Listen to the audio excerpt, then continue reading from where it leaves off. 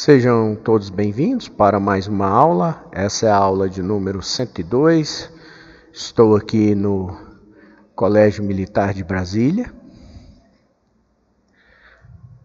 aqui na Sala Malé, gravando essa aula para vocês.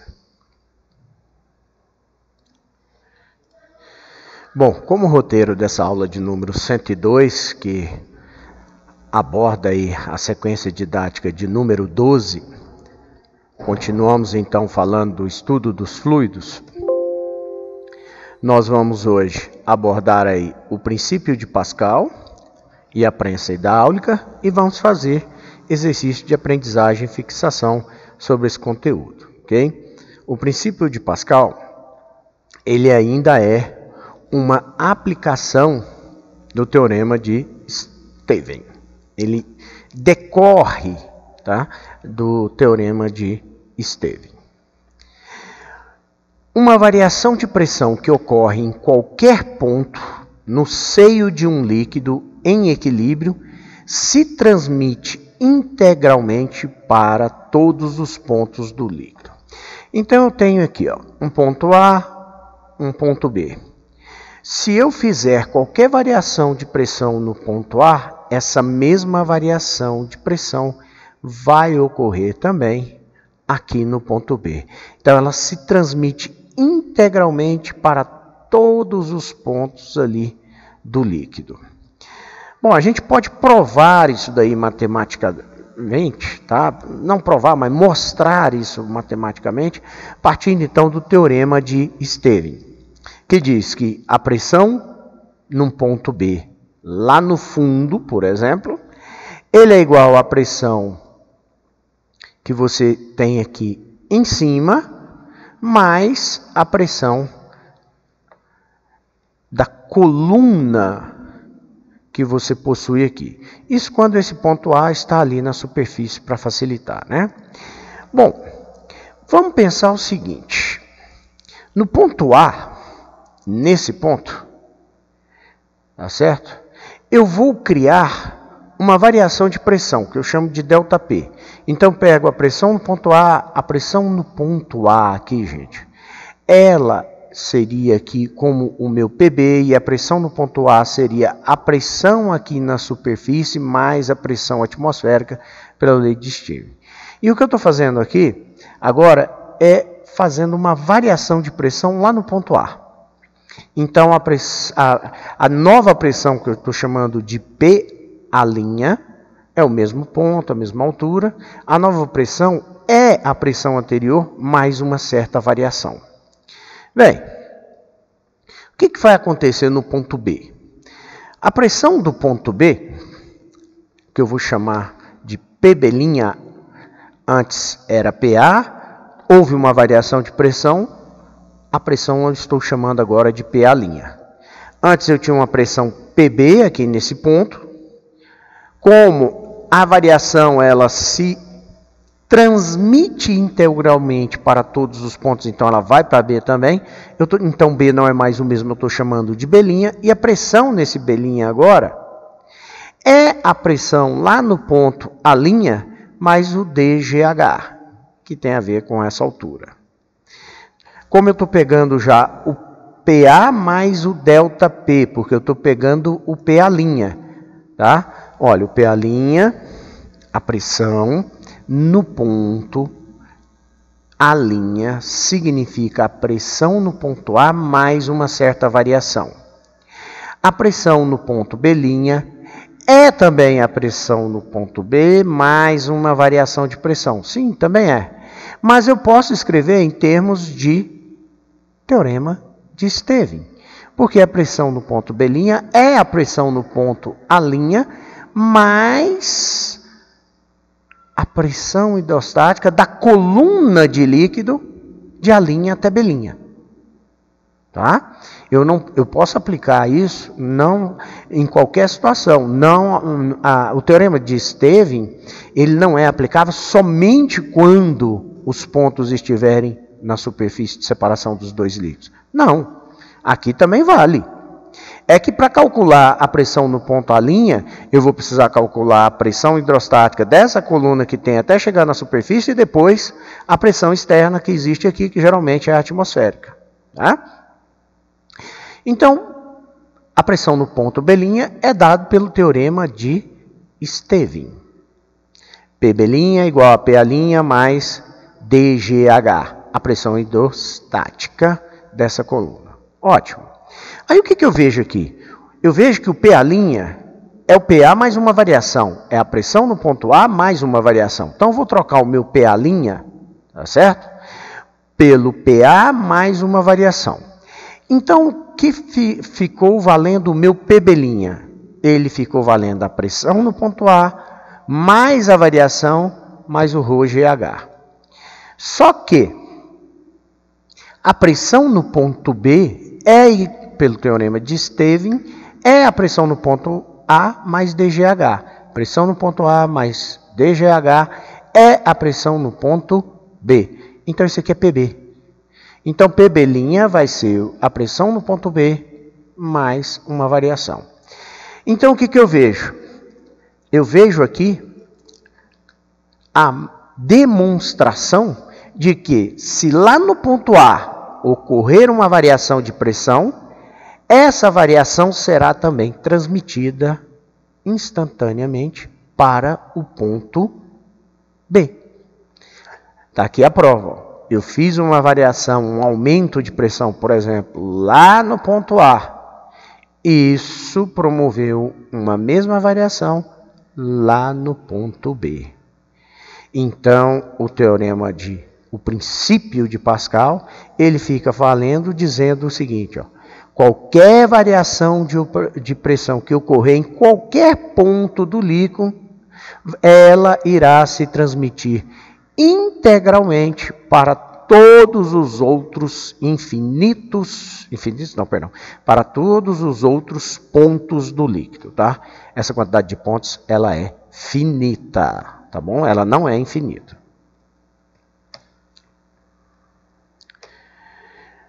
Prensa hidráulica. Muito bem. A prensa hidráulica, ela é uma importante aplicação do princípio de Pascal, que deriva do teorema de Stevin. Então, nós começamos todo o estudo de fluidos, a hidrostática, falando de pressão. Da definição de pressão, nós fomos para a definição de volume, massa específica e densidade, para a gente compreender melhor. Então, estabelecemos o teorema de Stevin. Do teorema de Stevin, nós tiramos o princípio de Pascal. E conjunto, e muito relativo, teorema de Stevin com o princípio de Pascal, a gente tem a prensa hidráulica, tá? Que é uma importante aplicação. Olha, vocês já utilizaram, já ouviram falar muito em alavancas. As alavancas são sistemas mecânicos, né, que não utilizam fluidos, utilizam barras, né, e que têm a propriedade, as alavancas, de aumentar a força. Com uma alavanca, você ganha força e é capaz, então, de mover objetos com massa e peso muito maiores do que o do seu próprio corpo. A prensa hidráulica, ela também é capaz de fazer a sua força ser multiplicada, aumentada, assim como a alavanca faz. Eu tenho aqui um exemplo simplificado do que é uma prensa hidráulica. Veja só, aqui eu tenho um cano fino. Do outro lado, eu tenho aí um recipiente também de forma cilíndrica, bem mais alargado, vamos assim dizer, com uma área, se ele for também cilíndrico, com uma área circular bem maior. E é essa diferença das áreas que vai promover o aumento da força. Agora, por que a força aumenta? Lá no caso das alavancas, a gente estuda isso em torque. Porque o torque, se vocês lá, momento de força, de uma força, se vocês se lembrarem, ele era o braço, que está relacionado lá à distância entre o ponto de apoio e o eixo onde você vai fazer a rotação, produto com a força aplicada. Quanto maior a força, maior o torque. Mas quanto maior o braço também, maior será esse torque.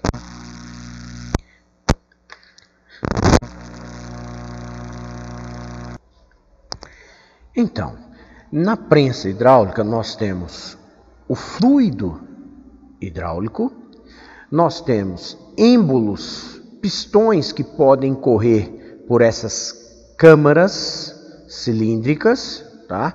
Não necessariamente elas têm que ser cilíndricas, elas são, a grande maioria, as mais usuais, as mais simples, tá?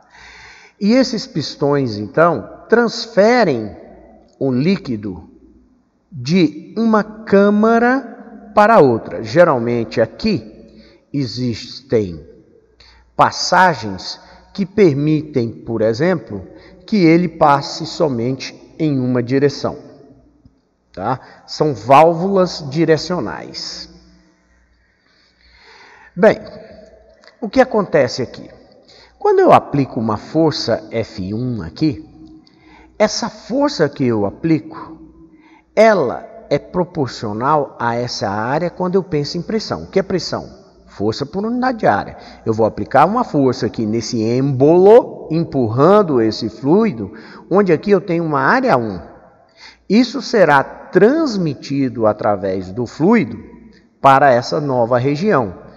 E essa força, então, vai chegar aqui de uma forma diferente. Ela vai chegar com uma força F2, porque a área é uma área A2. Então, aqui vão ocorrer pressões diferentes. Veja só, se a pressão é P1 igual a F1 sobre A1, pressão é força por unidade de área. Então, a pressão aplicada aqui, que eu vou chamar de pressão 1, ela vai ser a força F1 que eu estou aplicando aqui nesse êmbolo, onde a área é menor e é chamada de área A1. Então, P1 é F1 sobre A1. Lá do outro lado, a pressão que eu vou ter é uma pressão P2, proporcional a uma força que está chegando F2 e inversamente proporcional a uma outra área diferente, muito maior, A2.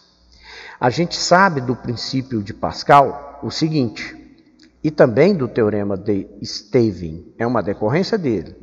Eu tenho o mesmo líquido aqui, isso aqui está aberto, como vocês estão vendo, pode ser aberto, não precisa necessariamente ter a válvula, pode estar aberto, pode ser inclusive mais fino esse diâmetro aqui, menor esse diâmetro, não vai fazer diferença. O que eu tenho? Eu tenho que, se eu pegar o mesmo ponto na horizontal, a pressão que eu tiver aqui e a pressão que eu tiver aqui, ela vai ser a mesma. P1 e P2 é a mesma por causa do teorema de Stevin, que garante que no mesmo alinhamento horizontal para pontos aqui, eu vou ter a mesma pressão. Então, se eu igualo a pressão, o que eu tenho? Que F1 sobre A1 é igual a F2 sobre A2. Então, para a prensa hidráulica, eu tenho essa relação aqui, ó, entre as forças. Veja que, quanto menor for a área, isso mais vai aumentar o resultado dessa divisão.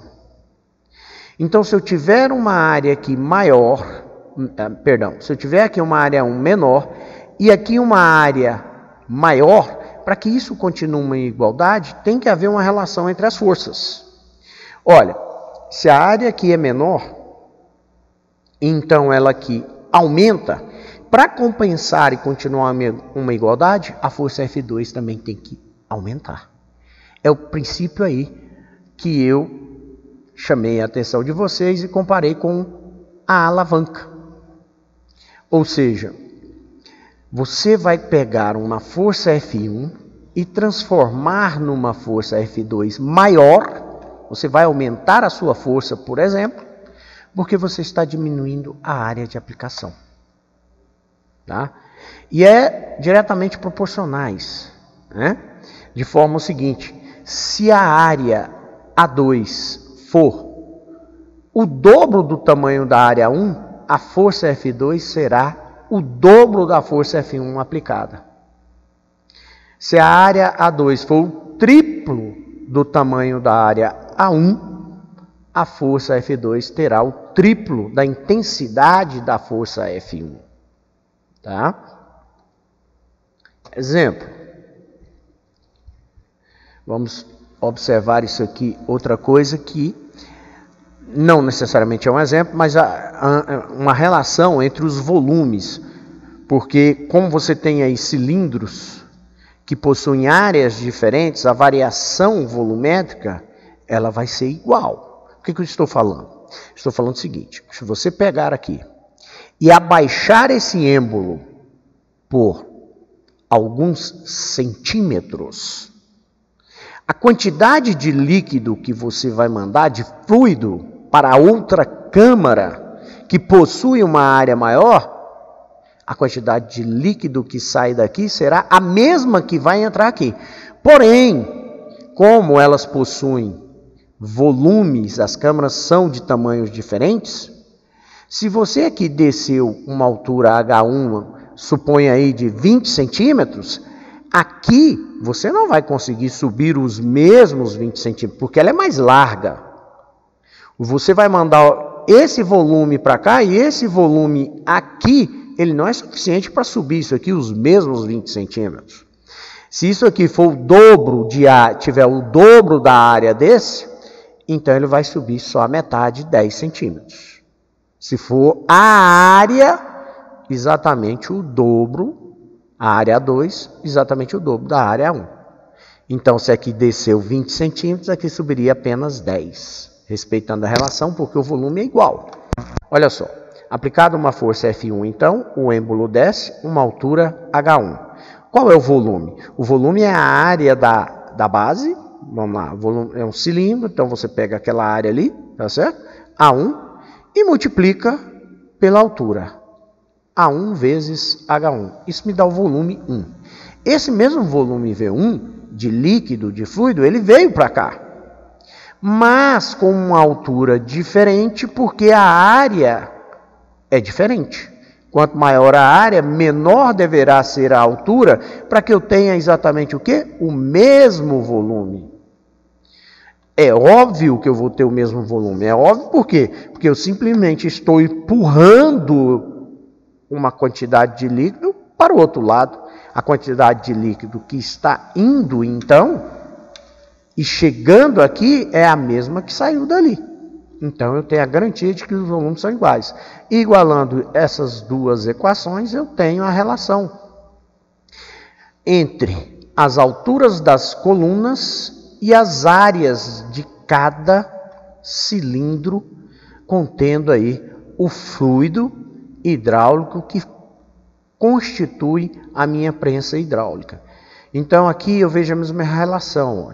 Para isso ser uma igualdade, se o A2 é maior do que A1, se A2 é maior do que A1, para compensar, o H1 tem que ser maior do que o H2. Tipo, olha, suponha que A2 é 2, que A1 é 1. Se o H1 for 2, então eu tenho 2 vezes 1, para dar o mesmo valor, eu vou ter que ter 1 vezes 2.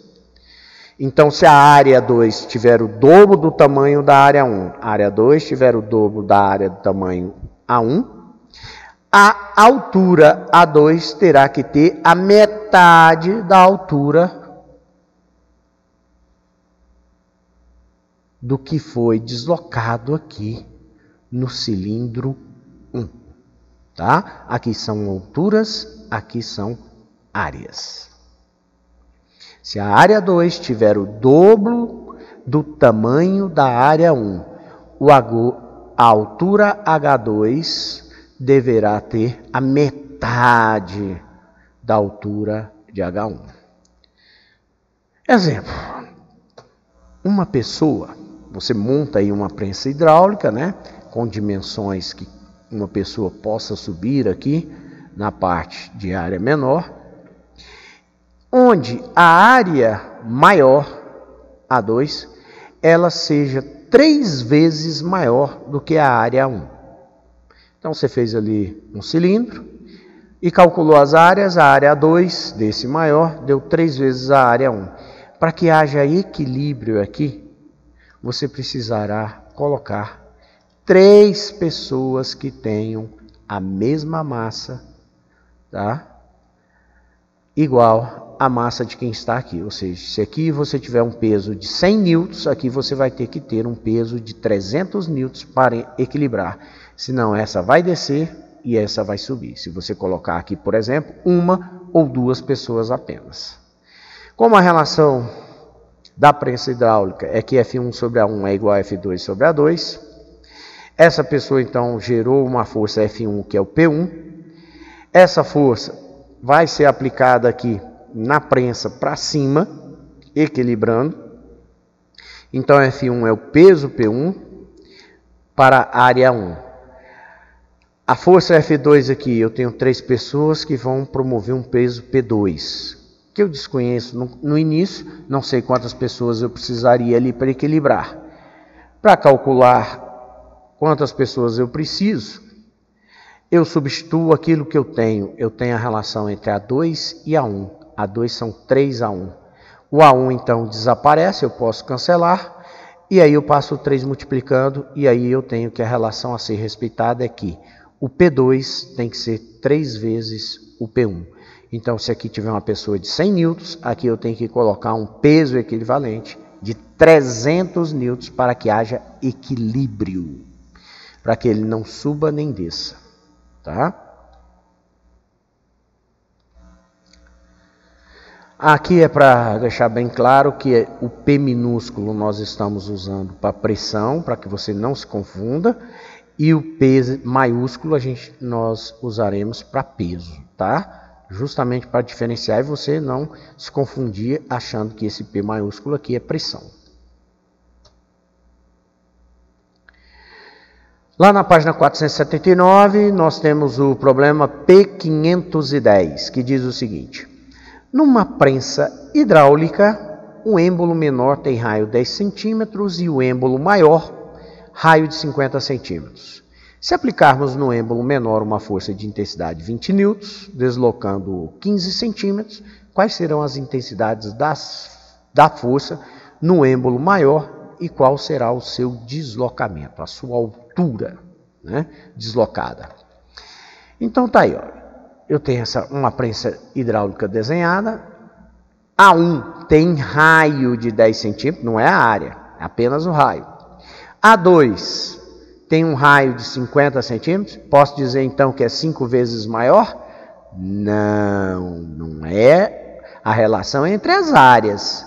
A relação entre os raios não é a mesma relação direta, tá bom? As áreas A1 e A2 não têm uma relação de 5 para 1, não. Quem tem são os raios, as áreas não. Como é que calcula a área, né? Veja, se eu aplicar aqui então uma força de 20 newtons, F1, qual será a força equivalente, F2, que aparecerá de cá? Tá? Se eu deslocar esse êmbolo por 15 centímetros. Muito bem. Acabamos de ver que na prensa hidráulica eu tenho a relação que F1 sobre A1 é igual a F2 sobre A2. Maravilha. Quem é F1? Uma força de 20 newtons. Tá? Quem é F2? Aquilo que eu procuro. Quem é a área A1? É a área de um êmbolo. E esse êmbolo, ele é um êmbolo de uma prensa que usa câmaras cilíndricas. Então, o êmbolo tem uma superfície que é uma circunferência. Como que eu calculo a área de uma circunferência? De um círculo. πr ao quadrado. E no caso A1, o raio que ele deu é de 10 centímetros. Então, é π vezes 10 centímetros ao quadrado. A área A2 tem 50 centímetros. Então, a área tem raio. A área A2 é uma área constituída por um êmbolo que tem raio de 50 centímetros. Então, a área A2 vai ser πr ao quadrado, π vezes o raio de 50 centímetros ao quadrado. Agora, substituindo tudo aqui na fórmula, F1 é 20, está lá. A1 é π vezes 10 centímetros ao quadrado, coloquei aqui. F2 é o que eu procuro, é a pergunta do exercício. A área A2 é π vezes o raio R2 de 50 centímetros ao quadrado.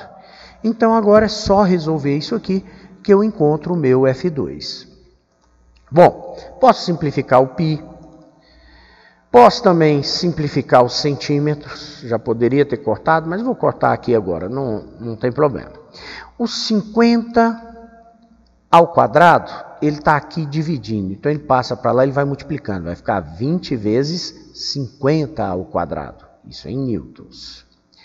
O 10 centímetros ao quadrado passa para lá, vai multiplicando o F2. Tá? Então, é como se eu fizesse o cruz credo, né?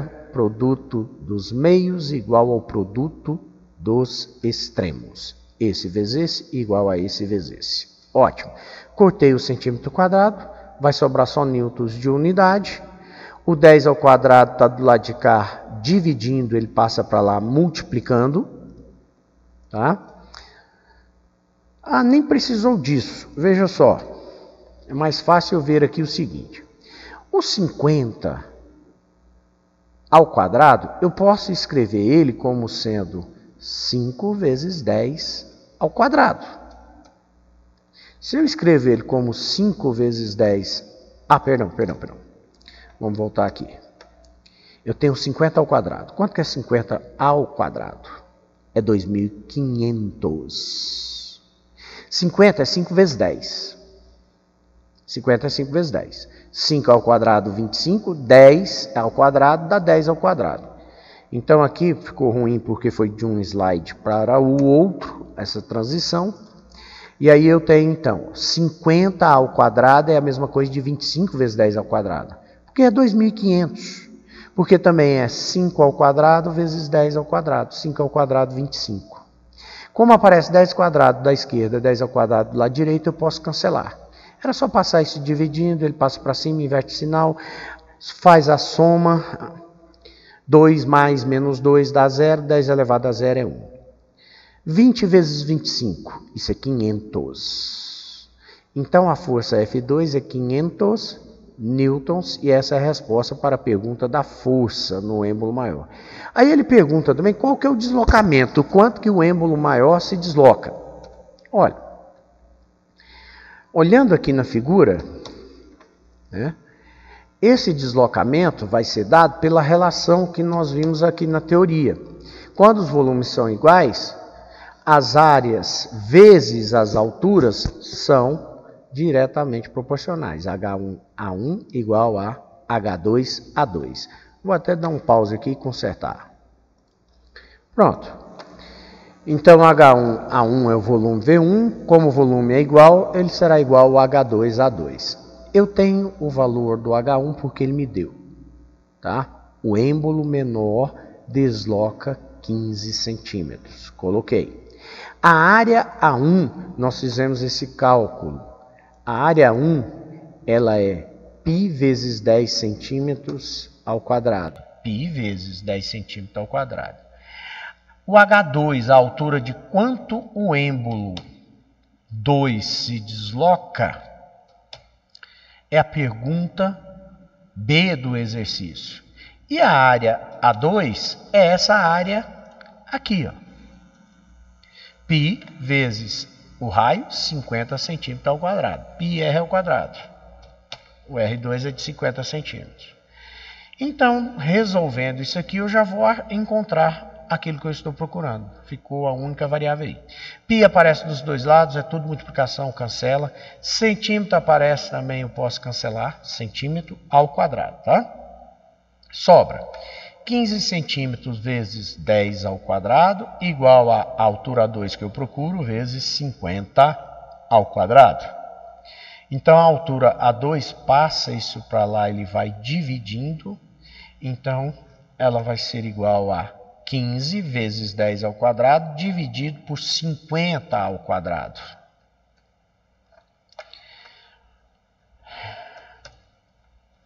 (10 ao quadrado, 100. 50 ao quadrado, 2.500. Então, eu tenho 100, vamos voltar lá, 100 vezes 15 dá 1.500, dividido por 2.500. 100 vezes 15, 1.500, dividido por 2.500, eu posso cancelar, 0 em cima, 0 embaixo eu cancelo. 15 dividido por 25, isso dá 0,6. É 150 dividido por 25, dá 0,6. Né? O P529 é da URJ. Está lá na página 490 e diz o seguinte. Um adestrador quer saber o peso de um elefante. Utilizando uma prensa hidráulica, consegue equilibrar o elefante sobre um pistão de 2.000 cm² de área, exercendo uma força vertical F equivalente a 200 N, de cima para baixo, sobre o outro pistão da prensa, cuja área é igual a apenas 25 cm². Calcule o peso do elefante. Então, o que acontece? Ele tem ali uma prensa hidráulica, que tem uma área muito boa de um lado, 2.000 cm² de área, é onde ele coloca o elefante, e do outro lado ele tem uma área bem pequenininha, 25 cm². Pergunta, qual vai ser a força que você vai ter que aplicar aqui, F1, para manter o elefante aqui equilibrado? Esse é o exercício anterior que nós fizemos. Aqui ele está falando o contrário. Ele está falando o seguinte, que aqui, com apenas uma força de 200 newtons, ele está equilibrando com o peso do elefante. Então, ao invés de ter a força de K, calcular que eu preciso colocar aqui, ele está me dando agora a força que eu coloco aqui no cilindro de área menor e pede para encontrar qual é a força F2, que vai ser exatamente igual ao peso do elefante, porque eu quero aplicar uma força F1, que, aliás, a força F1 que está aplicada aqui, ela está exatamente equilibrando o sistema para que não haja deslocamento. E, portanto, está segurando exatamente o peso do elefante. Então, a força F2 ela é exatamente igual ao peso P2, que é o peso do elefante. Aplicando aí a relação para a prensa hidráulica, F1 sobre A1 igual a F2 sobre A2, eu tenho, quem é F1? A força que foi aplicada lá no pistãozinho de área menor, apenas 200 newtons. Porque apenas, tira um zero aqui, significa que você está dividindo por 10, tirando a gravidade, sobra o restante com o equivalente à massa, 20 kg. 200 newtons é a força que você precisa fazer para segurar 20 kg. E com essa força de segurar 20 kg, você está segurando o elefante de não sei quantos quilos e não sei quantos newtons de peso. Bom, embaixo eu tenho a área 1, que é a área pequena, ele me deu o valor, apenas 25 cm². Do lado de lá eu tenho a força F2, que é exatamente o peso P2 do elefante, dividido pela área 2, que é a área maior onde o elefante se encontra, é um pistão de 2.000 cm² de área. Então é só resolver essa simplificação. Centímetro quadrado aparece dos dois lados, já desaparece, sobra só newtons, que é a resposta para peso. Olha o P maiúsculo, não é pressão. E eu passo o 2.000 multiplicando o 200 e divido por 25. Ou eu simplifico, 200 dividido por 25 dá 8. Certo? 8 vezes 2.000 dá 16.000 newtons. Se eu cancelo um zero aqui, que é exatamente tirar 10, tirar a gravidade, que é aproximadamente 10 metros por segundo ao quadrado, me sobram 1.600 quilogramas. Então é um elefante de mais de 1,5 tonelada, 1,6 toneladas. Ou 1,6 vezes 10 elevado à quarta newtons, quando colocado este peso, isso não é pressão, repito, em newtons, ou melhor, em notação científica, tá? Então, 16.000 newtons ou 1,6 vezes 10 à quarta newtons é a mesma coisa, só que aqui escrito em notação científica.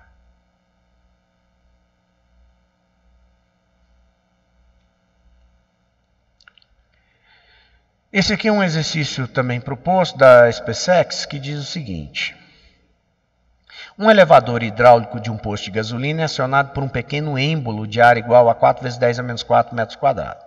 O automóvel a ser elevado tem peso de 2 vezes 10 a quarta newtons e está sobre o êmbolo maior de área de 0,16 metros quadrados. Qual a intensidade mínima que deve ser aplicada ao êmbolo menor para conseguir elevar o automóvel? Então veja, é bem semelhante ao anterior. Eu tenho um automóvel aqui, tenho que aplicar uma força F1, que é a pergunta do exercício, de modo que ela seja capaz de quê? Manter esse automóvel aqui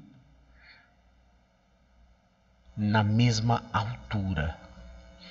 Para isso, eu preciso que essa força F2 tenha a mesma intensidade do peso, da força-peso do carro. Então, semelhante ao que nós fizemos, agora quem é o F1? Aquilo que eu procuro. Não foi dado.